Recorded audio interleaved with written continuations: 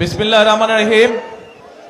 আজকের এই নির্বাচনী জনসভার সম্মানিত সভাপতি,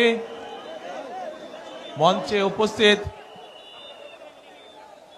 ফেনী, নোয়াখালী, লক্ষ্মীপুর 3 জেলার নেতৃবৃন্দ, উপস্থিত নেতৃবৃন্দ, আমার সামনে মাঠে এবং মাঠের বাইরে উপস্থিত মুরব্বীবর্গ, উপস্থিত এলাকাবাসী, প্রিয় সহকর্মীবৃন্দ, ভাই ও বোনেরা, আসসালামু আলাইকুম।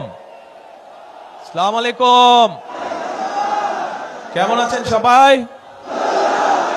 আচ্ছা, আজকে এই যে বহু বছর পরে ফেনীতে এসেছি আমি, আজকে সকালে আমার প্রথম মিটিংটা ছিল চট্টগ্রামে। চট্টগ্রামের সাথে আমার একটা আবেগ ঘন সম্পর্ক রয়েছে, আর ফেনীতে তারপরের মিটিংয়ে আসলাম, ফেনীর সাথে রয়েছে আমার একটা আত্মীয়তার সম্পর্ক, তথা গ্রেটার নোয়াখালীর সাথে রয়েছে একটা আত্মীয়তার সম্পর্ক। প্রিয় ভাই বোনেরা, আপনাদের যেমন দাবি আছে বিএনপির কাছে, ঠিক একইভাবে বিএনপিরও কিন্তু দাবি আছে আপনাদের কাছে। ঠিক ঠিক বলেছে? এই যে পিছনে যারা আছেন, ফেনী, নোয়াখালী, লক্ষ্মীপুরের মানুষের যেমন বিএনপির কাছে একটা দাবি আছে, জোর দাবি এলাকার উন্নয়নের ব্যাপারে, মানুষের সমস্যা দূর করার ব্যাপারে, ঠিক বিএনপিরও একটা দাবি আছে না আপনাদের কাছে? কি সেই দাবি? কি সেই দাবি? ধানের শীষকে জয়যুক্ত করা, ধানের শীষকে জয়যুক্ত করা।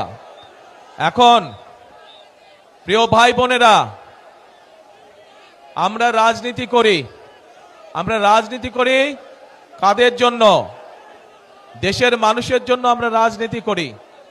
স্বাভাবিকভাবেই আমরা যখন দেশের মানুষের জন্য কাজ করতে চাইব, তখন আমাদের পরিকল্পনা থাকতে হবে।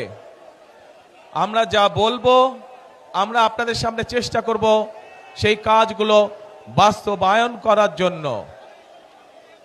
কারণ আমরা মনে করি জনগণই হচ্ছে বিএনপির সকল রাজনৈতিক ক্ষমতার উৎস। সেই জন্যই প্রিয় ভাই বোনেরা, আপনারা দেখেছেন যে যখন আমি এই দেশে আসলাম প্রায় 17 বছর পরে, স্বৈরাচারের পতনের পরে, তখন কিন্তু আমি একটি কথা বলেছিলাম যে আমি দেশের মানুষের জন্য